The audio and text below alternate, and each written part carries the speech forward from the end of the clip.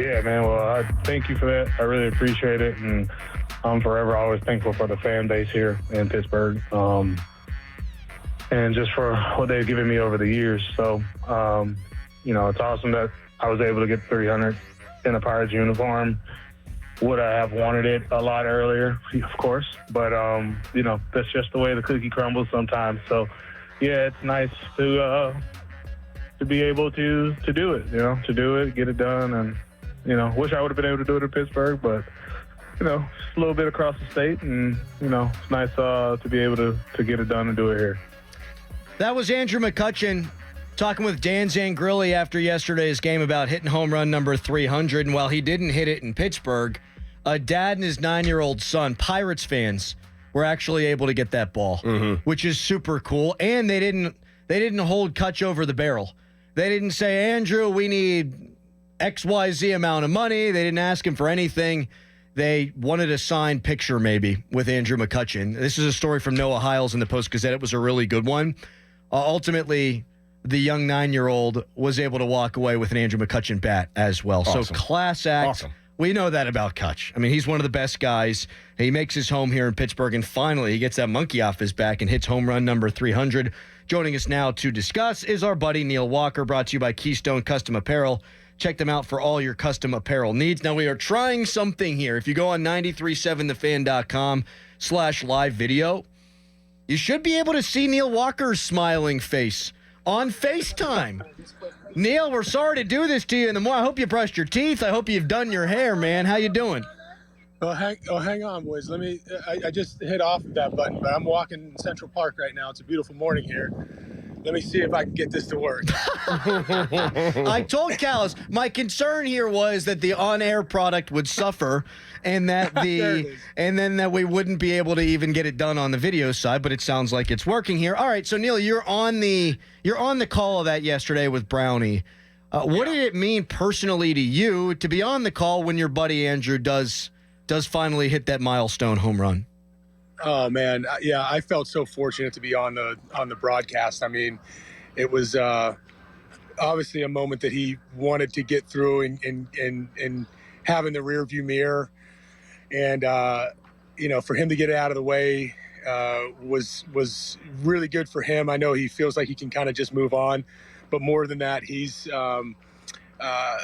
such a special player in person, and I just feel so fortunate that I was the one that was on the TV side to be on the call. It actually made me so nervous because they told us, hey, listen, if this does happen, make sure that you're prepared and you're not just blabbing and continuing to just talk through his home run, because nobody wants to have Neil Walker and Joe Block or Greg Brown or somebody completely talking as you're rounding the bases for home run number 300. So it was the first time in my broadcasting career I was very nervous when that did happen. But trust me, I was standing up and doing my best not to scream and yell and clap. Neil, it's such an awesome milestone for Andrew McCutchen, and awesome for fans and his teammates with the Pittsburgh Pirates. But we were talking earlier, I feel like it's significant as well that he wants to be here. Like he chose to come back here. He chose to come back again this year.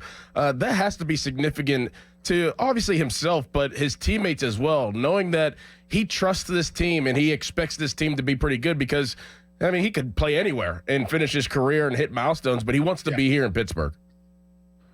Yeah, and I think that's what makes him so special in regards to this organization. Obviously, he left for a little bit, but you knew that he wanted to come back, and he has his roots here. He's got 3 kids or 4 kids now, and he's not going anywhere as far as his living situation. And I think he's going to give everything he has to this game and to the Pirates organization, and be living here for a long, long time afterwards. So we're so fortunate as a city and an organization to have a player of this caliber that wants to be around here. And having guys like that in the organization, they too will that their recruitment in itself, just knowing that they prioritize coming to Pittsburgh and play for the Pirates, that sends a message to other guys that may be on the fence. So you can't speak enough about how special he is and how much he means to the organization.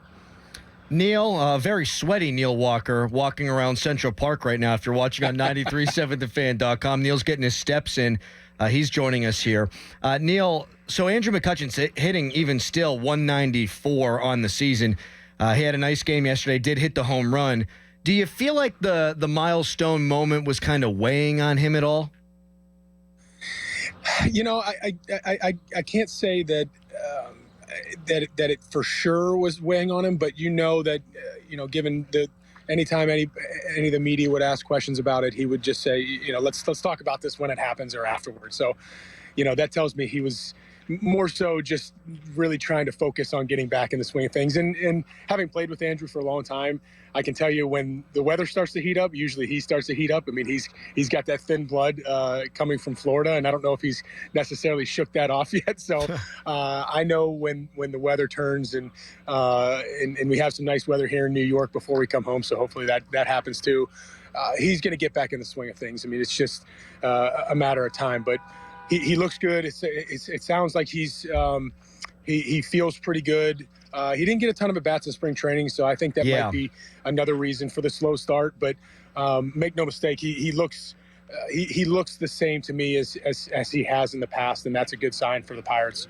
Neil, is this a better start than last April? They've beaten some quality teams, and they've at least hung around with some quality teams. I mean, that's it for me. Is they're competing with teams, and not just the Marlins. I mean, I could see if they played the Marlins, 5 series in a row, and they beat the Marlins more than not. But the Orioles, even the Tigers, and now the Phillies, they've hung around and they've either split series or won series against some good quality baseball teams. Are they better now than they were last year at this point? Well, it's interesting. I mean, yeah, sure. Miami and Washington probably aren't the best barometer for this team, but also playing on the road early in the season, 14 out of the first 19 games is a challenge, regardless of your playing. So that's a sign that these guys are competing and they're going out. And it was a tough series in Philadelphia. It was kind of a mismatch of bad defense. Basically, whichever team played worse defense seemed to lose the games. And so, and as players too, you make an emphasis.